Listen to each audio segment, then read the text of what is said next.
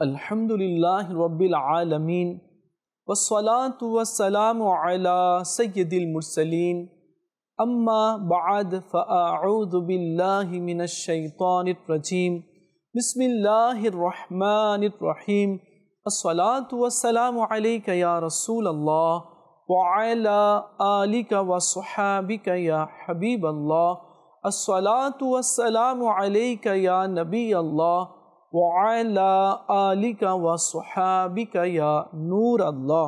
প্রিয় মদিনী চ্যানেলের দর্শকবৃন্দ, আপনারা দেখছেন অনুষ্ঠান প্রিয় নবী সাল্লাল্লাহু আলাইহি ওয়াসাল্লামের দান। নবী সাল্লাল্লাহু তাআলা আলাইহি ওয়া আলিহি ওয়াসাল্লামকে আল্লাহ তাআলা মুখতার বানিয়েছে, আল্লাহ তাআলা অথরিটি দান করেছে এবং ইখতিয়ার দান করেছে। নবী সাল্লাল্লাহু আলাইহি ওয়াসাল্লামকে আল্লাহ মুজিজা দান করেছে। নবী সাল্লাল্লাহু আলাইহি ওয়াসাল্লামকে আল্লাহ তাআলা রহমত করে দুনিয়াতে প্রেরণ করেছে। নবী সাল্লাল্লাহু আলাইহি ওয়াসাল্লামকে আল্লাহ তাআলা কাউসার দান করেছে, অসংখ্য মঙ্গল দান করেছে।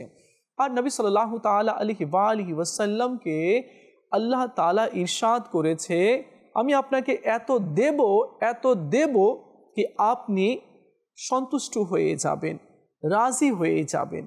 সুবহানাল্লাহ। নবী সাল্লাল্লাহু আলাইহি ওয়াসাল্লামকে আল্লাহ তাআলা গনি করেছে, অর্থাৎ সম্পদশালী করেছে। নবী সাল্লাল্লাহু তাআলা আলাইহি ওয়াসাল্লামকে আল্লাহ তাআলা সমস্ত জাহানের সরদার বানিয়েছে। নবী সাল্লাল্লাহু তাআলা আলাইহি ওয়াসাল্লাম সর্বপ্রথমে জান্নাতে প্রবেশ করবে। নবী সাল্লাল্লাহু তাআলা আলাইহি ওয়াসাল্লামকে আল্লাহ তাআলা হাউজে কাউসার দান করেছে। শাফাত প্রথম আমার নবী সাল্লাল্লাহু আলাইহি ওয়াসাল্লাম করবেন। লিয়াউল হামদের পতাকা আল্লাহ তাআলা তার মাহবুব সাল্লাল্লাহু আলাইহি ওয়াসাল্লামকে দান করেছেন। অসংখ্য গুণাবলী আমার নবীকে আল্লাহ তাআলা দান করেছেন।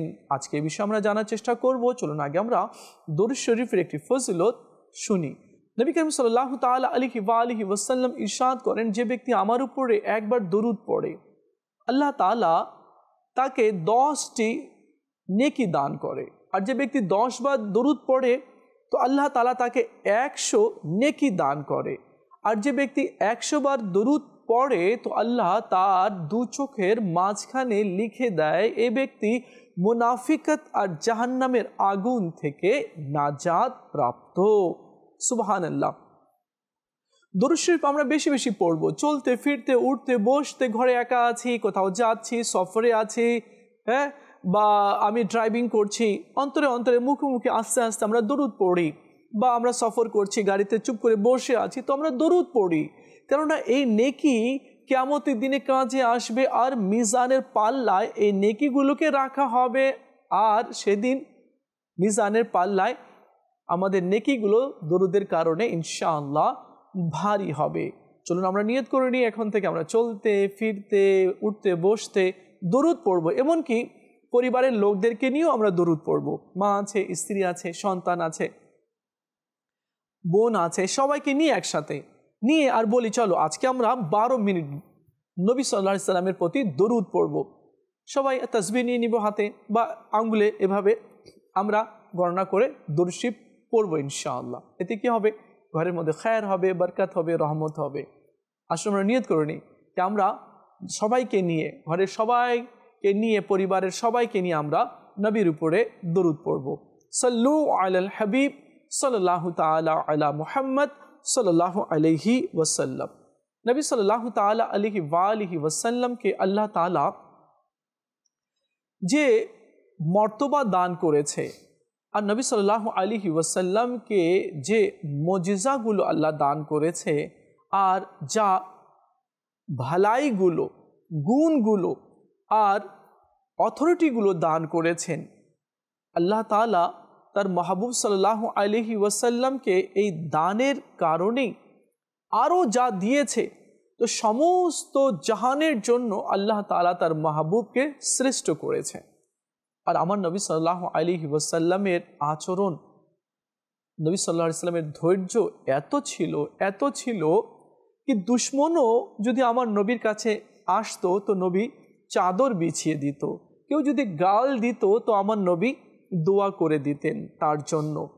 নবী সাল্লাল্লাহু তাআলা আলাইহি ওয়াসাল্লাম তায়েফে গেলেন, সেখানে তায়েফবাসীরা পাথর বর্ষণ করলো।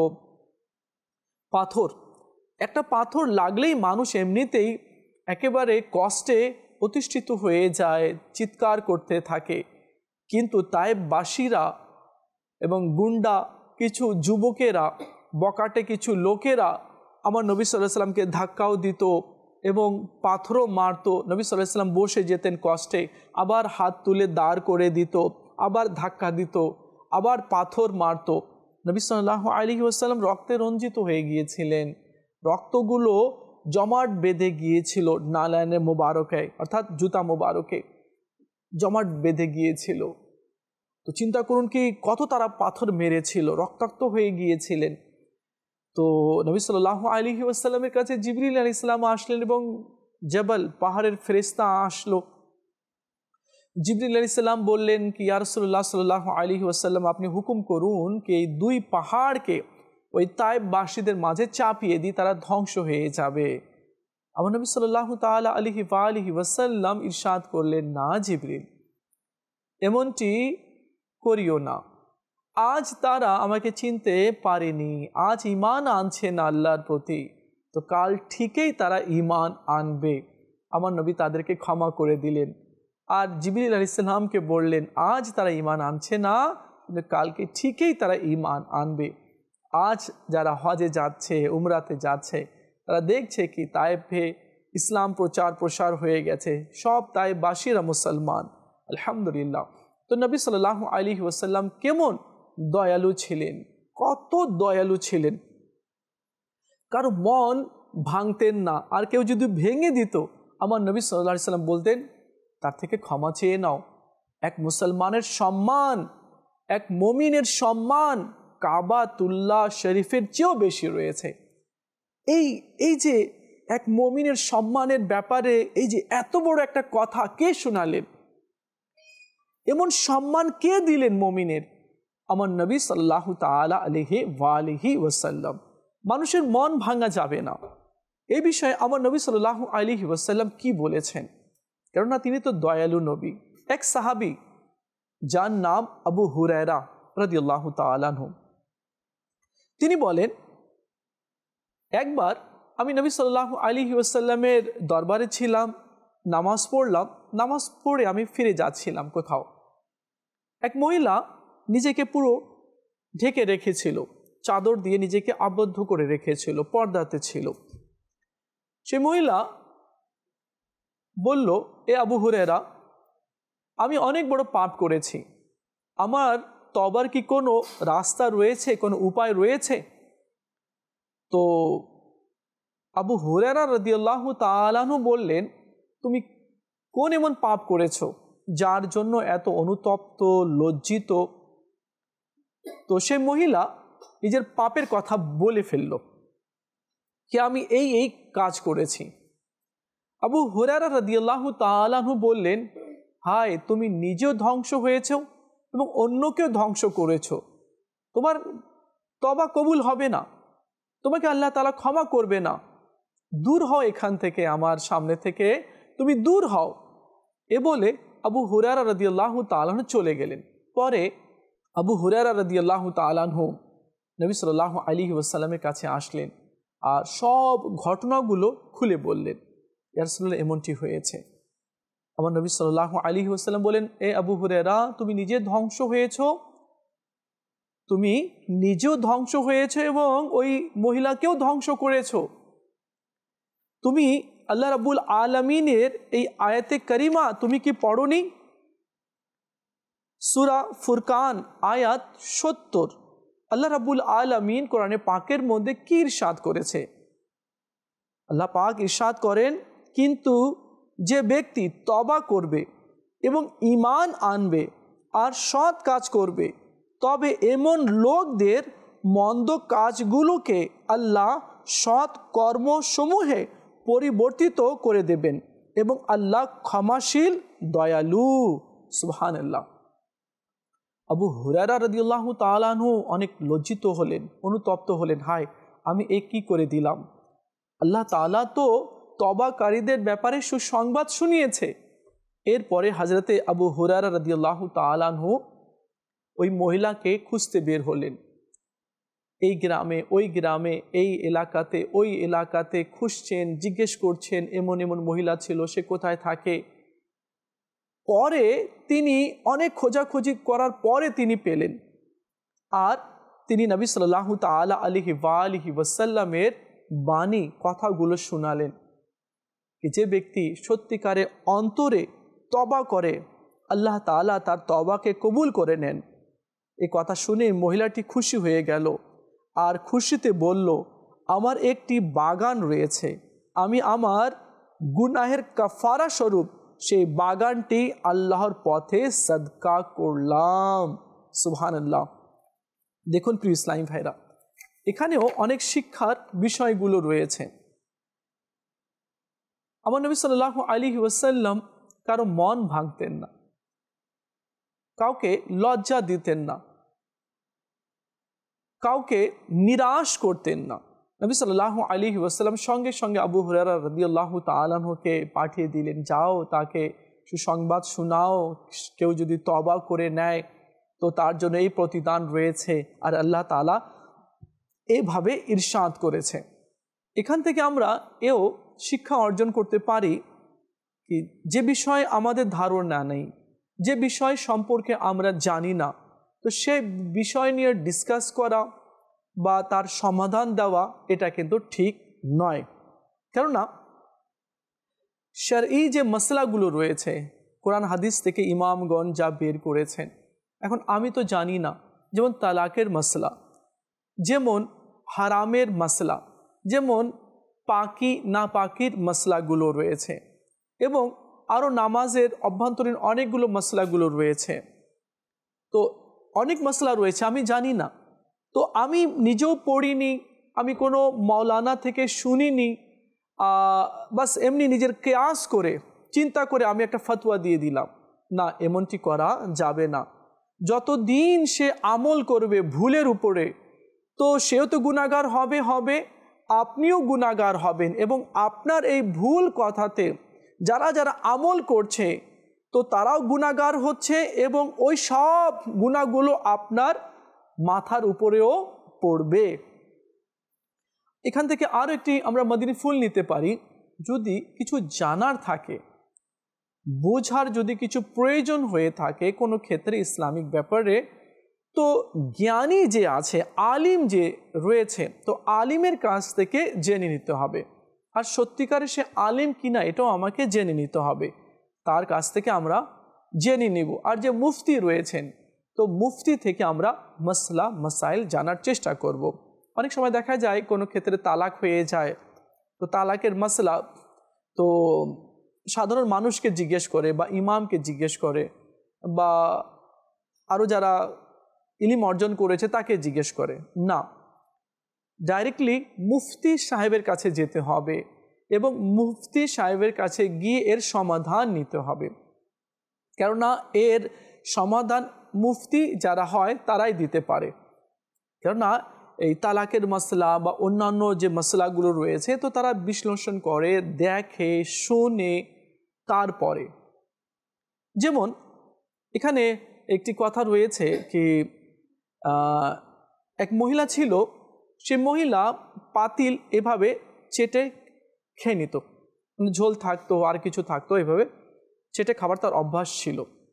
স্বামী বিরক্ত হতো, পছন্দ করতো না, একবার রাগে বলে ফেললো, দেখো তোমাকে অনেক দিন ধরে বুঝাচ্ছি, এবার যদি তুমি পাতিল এভাবে চেটে যদি খেতে শুরু করো বা খাও আর আমি যদি দেখলাম, তো তোমাকে 3 তালাক, চাও। তো কয়েকদিন তো সে মহিলা এই কাজ থেকে বিরত ছিল, কিন্তু অভ্যাস ছিল তার, সে আবার চেটে খেতে শুরু করে দিল। তো সে বলেছিল যদি তুমি আবার চেটে খাও তো তোমাকে 3 তালাক। এখন তো সে তো একবার বিরত ছিল, কিন্তু দ্বিতীয়বার সে এমনটি কাজ করে নিল। এখন আলিমের কাছে গিয়ে সবাইকে জিজ্ঞেস করছে, হুজুর কি ব্যাপার, এটা কি হবে মাসলা? বলে হ্যাঁ, তালাক হয়ে গেছে, 3 তালাক বলেছিল, তালাক হয়ে গেছে। এখন সে নিরাশ হয়ে গেল, কি করা যায়, কি করা যায়? তো একজন মুফতি সাহাব, ইমাম, যুগের বড় ইমাম, তার কাছে গিয়ে জিজ্ঞেস করলো, বলে তুমি কি বলেছিলে? আমি বলেছিলাম যদি তুমি এবার পাতিলকে চেটে খাও তাহলে তোমাকে 3 তালাক। আচ্ছা, পাতিল আনা হোক, পাতিল আনা হলো, ওই মহিলাকে বলা হলো তুমি দেখাও তো তুমি কিভাবে চেটে খেয়েছিলে। তো সে এভাবে নিয়ে আঙ্গুল এভাবে চেটেছিল। তো যুগের বড় ইমাম ছিলেন, তো যাও যাও সংসার করো, তোমাদের তালাক হয়নি। তো তালাক হয়নি, সবাই তো বলছে তালাক হয়ে গেছে। তুমি কি বলেছিলে? যদি বাসন চেটে খাও তাহলে তোমাকে তালাক। তো তোমার স্ত্রী তো আঙ্গুল চেটে খেয়েছে, বাসন এভাবে নিয়ে তো চেটে খায়নি, আঙ্গুল চেটে খেয়েছে, তো এটা তালাক হয়নি। দেখেন কত সূক্ষ্ম বিষয়। সমাধান দিলেন কে দিলেন? মুফতি দিলেন, ইমাম দিলেন। তো এই যদি কোনো এমন শরঈ কোনো মসলা হয় তো আমরা যাতে ইমামকে জিজ্ঞেস করি। আর আমার নবী সাল্লাল্লাহু আলাইহি ওয়াসাল্লামের শিক্ষা দেখুন, যে আমার নবী সাল্লাল্লাহু আলাইহি ওয়াসাল্লাম কি সুন্দর সমাধান দিয়ে দিলেন। ইসলামী ভাইয়েরা আর মদিনী চ্যানেলের দর্শকবৃন্দ, দেখুন আমরা মুসলমান, আর মুসলমানের প্রতিটি কাজ হবে আল্লাহ এবং তার রাসূল সাল্লাল্লাহু আলাইহি ওয়াসাল্লামের দেখানো পথে। আল্লাহ এবং তার রাসূল সাল্লাল্লাহু আলাইহি ওয়াসাল্লাম যা দেখিয়ে দিয়েছেন পথ, যা কোরআন এবং হাদিসের মধ্যে রয়েছে, সে অনুযায়ী আমাদেরকে আমল করতে হবে।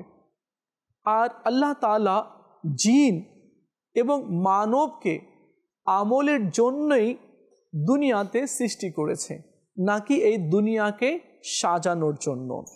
আমাদের পূর্বেও যারা দুনিয়াতে এসেছে তারাও এই দুনিয়াকে অনেক সাজিয়েছে, অনেক আপডেট করেছিল, কিন্তু আজ তারা কই? নেই তারা। এমনকি তারা শীষমহল বানিয়েছিল, হীরা, ডায়মন্ড, স্বর্ণ, রূপা, মুক্তা, মানিক দিয়ে সাজিয়েছিল মহল, সেগুলো ধ্বংস হয়ে গিয়েছে।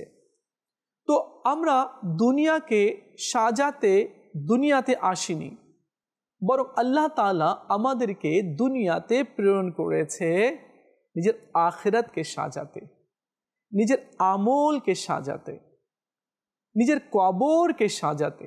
আল্লাহ আমাদেরকে এই জন্য দুনিয়াতে পাঠিয়েছে। দেখুন আমরা যত দুনিয়াকে সময় দিয়েছি, দুনিয়া অর্জনের জন্য যত ব্যস্ত আমরা আছি, এত ব্যস্ত কি আখিরাতকে সাজানোর মধ্যে আমরা সময় দিয়েছি? বা এমন ব্যস্ততা কি ছিল আমার আখিরাতকে সাজানোর জন্য? মনে হয় না। যদি না, তো কখন আমরা সাজাবো? কখন নিজের আখিরাত, নিজের কবর, নিজের আমলকে আমরা ভালো করব? কেননা নিঃশ্বাস থাকা অবস্থায় আমাদেরকে এগুলো কাজ করে নিতে হবে। আর নিঃশ্বাস বের হয়ে গেলে তাহলে তো সব অফ হয়ে যাবে, আর অফ হয়ে গেলে আর কিছু হবে না। একটি রিওয়ায়েতে রয়েছে কি মুর্দা যখন কেউ নামাজ পড়ে, 2 রাকাত নামাজ পড়লো, তো মুর্দা বলে জমিনের মধ্যে, দুনিয়ার মধ্যে যা কিছু আছে এ থেকে এই 2 রাকাত আফজল, ভালো এবং বেটার রয়েছে। কেননা ওই 2 রাকাত নামাজে আল্লাহ পাকের সন্তুষ্টি রয়েছে।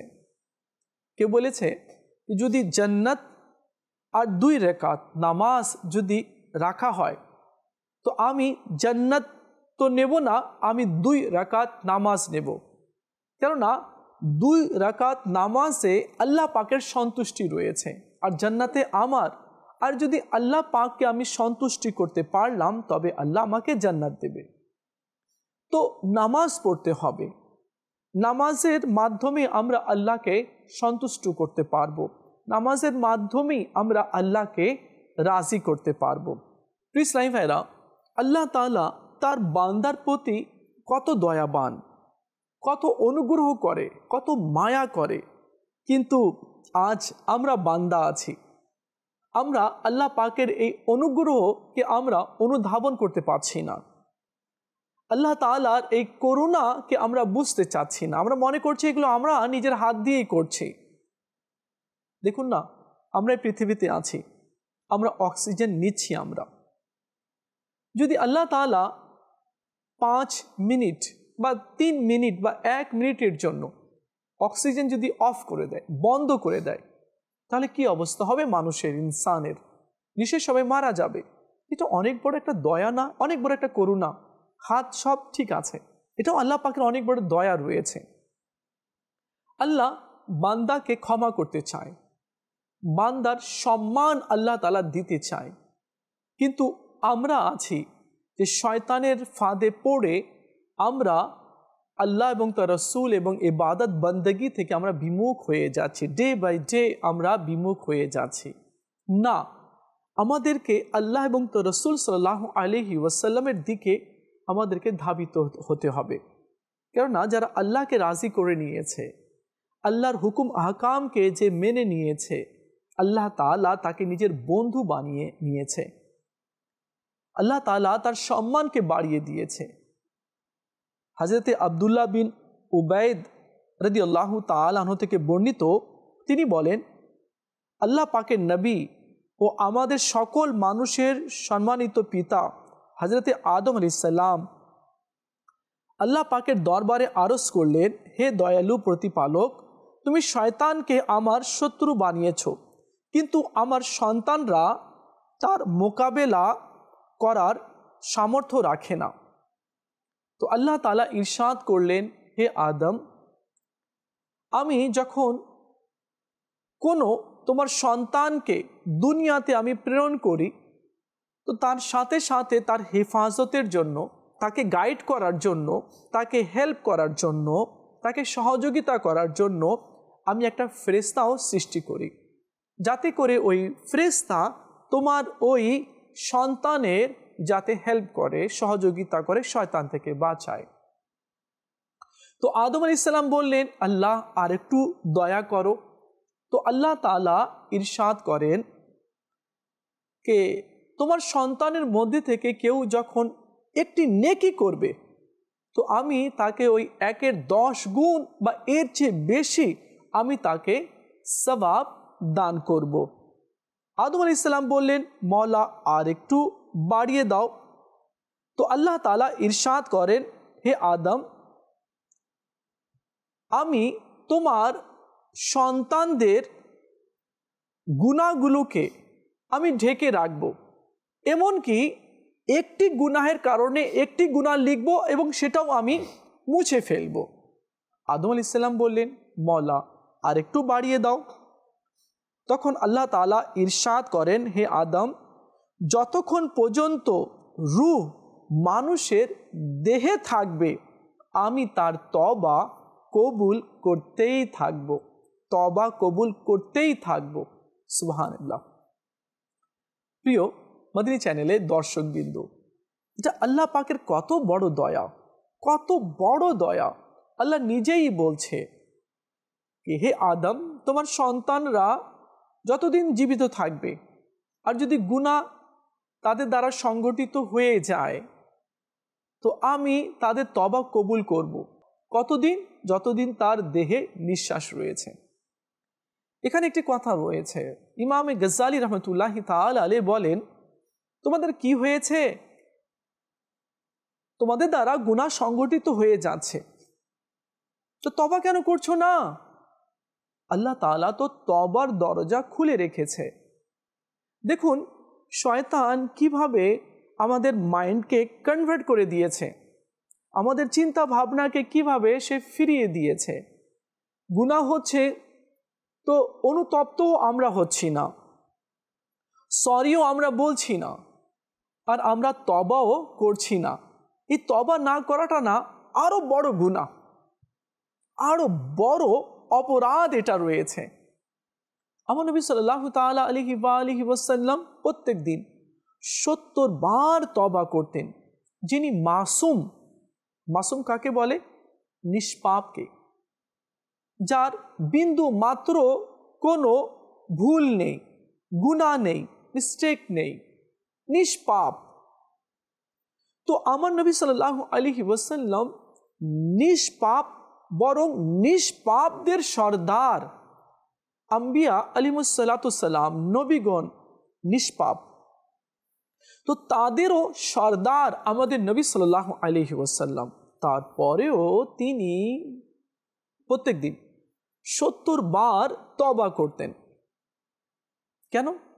আমাদের সংশোধনের জন্য, আমাদেরকে দেখানোর জন্য কি দেখো আমি করছি, তোমরাও করো। কিন্তু আজ জানি না আমাদের মাথা কি হয়ে গেছে, এদিকে আমরা আসি না ইসলামিক লাইনে, ইসলামিক কথা চিন্তা ভাবনা। আমরা তো মুসলমান, ইবনে মুসলমান আমরা তো অ্যাট ফার্স্ট ইসলামিক কথাবার্তাকে আমাদেরকে প্রাধান্য দিতে হবে, এদিকে আমাদেরকে এগিয়ে আসতে হবে, না হলে কি হবে জানি না। আর আমরা ওয়েস্টার্ন কালচার যে রয়েছে বা পশ্চিমা সভ্যতা রয়েছে, এর উপরে আমরা মরতে চাই না। আমরা ইসলামিক কালচারের উপরে থেকে চলতে চাই এবং এই কালচারের উপরে, ইসলামিক কালচারের উপরে আমরা মৃত্যুবরণ করতে চাই। আর যারা করেছে তারা কামিয়াব হয়েছে। তো আল্লাহ তাআলা আমাদের সবাইকে বোঝার তৌফিক দান করুক আর নিজের আখিরাতকে ভালো করার আর নবী সাল্লাল্লাহু তাআলা আলাইহি ওয়াসাল্লামের মহত্বগুলো বুঝার আল্লাহ আমাদেরকে তৌফিক দান করুক। এই যে হাদিসে কারিমাগুলো রয়েছে, আর নবী সাল্লাল্লাহু আলাইহি সাল্লাম প্রত্যেকটি হাদিসের মাধ্যমে নিজের উম্মতিকে সুসংবাদ শুনিয়েছেন, হ্যাঁ, তাদেরকে নিরাশ করেননি। এটাও নবী সাল্লাল্লাহু আলাইহি ওয়াসাল্লামের অনেক বড় দান রয়েছে। দেখা হবে আগামী পর্বে, আরেকটি বিষয় নিয়ে আলোচনা করব। ততক্ষণ ভালো থাকবেন আর মদিনী চ্যানেলের সঙ্গেই থাকবেন। সাল্লু আলাল হাবিব সাল্লাল্লাহু তাআলা আলা মুহাম্মদ সাল্লাল্লাহু আলাইহি ওয়াসাল্লাম।